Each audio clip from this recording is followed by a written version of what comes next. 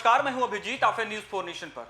हर किसी का सपना होता है आईएएस बनना और आईपीएस बनना और देश की सेवा करना। और ऐसा ही कुछ हुआ बिहार के एक छोटे से गांव के रहने वाले अभिषेक प्रकाश के साथ, जब 2006 यूपीएससी परीक्षा पास कर वे टॉप करते हैं। 2006 में यूपीएससी परीक्षा में वह 8वीं रैंक लाते हैं और देश और दुनिया में अपनी नाम की जो है डंका बजाते हैं। यानी बिहार की चर्चा होती है, उनके नाम की चर्चा होती है। और बात तो ये रही जब अभिषेक प्रकाश 8वीं रैंक लाकर देश के महत्वपूर्ण पद पर रहकर देश की सेवा करते हैं। आपको बता दें 2006 बैच के आईएएस अभिषेक प्रसाद फिलहाल जो यूपी प्रदेश में इन्वेस्ट यूपी के सीईओ थे, लेकिन उन पर गंभीर भ्रष्टाचार के आरोप लगे, जिसके बाद से यूपी के मुख्यमंत्री योगी आदित्यनाथ ने उन्हें निलंबित कर दिया है।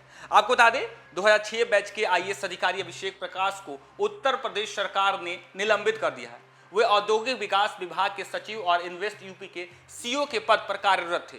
उनका नाम राज्य के वरिष्ठ अधिकारियों में उल्लेखनीय है और वे यूपीएससी टॉपर भी रहे हैं। आइए जानते हैं उनकी शैक्षणिक पृष्ठभूमि, करियर से लेकर अभी तक की यात्रा के बारे में विस्तार से।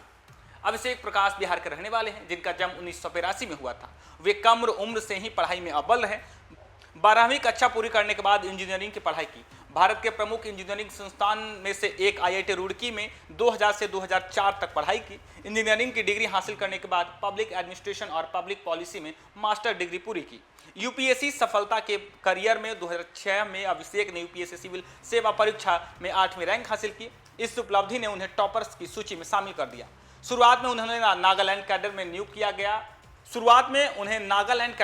किया गया। बाद में यूपी कैडर में स्थानांतरित कर दिया गया। समय के साथ उन्होंने लखनऊ में महत्वपूर्ण पद पर कार्य किया। हाल ही में भ्रष्टाचार के आरोप में उन्हें निलंबित कर दिया गया है। आरोप में SL solar P6 private limited के एक मध्यस्थ के माध्यम से परियोजना की मंजूरी के लिए 5% कमीशन की मांग करना शामिल है।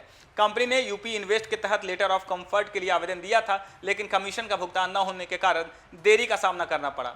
अभिषेक के खिलाफ शिकायत तब सामने आई जब SL सोलर P6 के विश्वजीत दत्ता ने 20 मार्च को रिपोर्ट दर्ज कराई। दत्ता ने दावा किया कि यूपी में एक सोलर मैन्युफैक्चरिंग यूनिट लगाना चाहते थे, लेकिन निकंत जैन नामक एक बिचौलिए ने उनसे कमीशन की मांग की। 12 मार्च 2025 को परियोजना की मंजूरी के लिए प्रारंभिक सिफारिशों के बावजूद अभिषेक ने पूर्ण मूल्यांकन का आदेश दिया।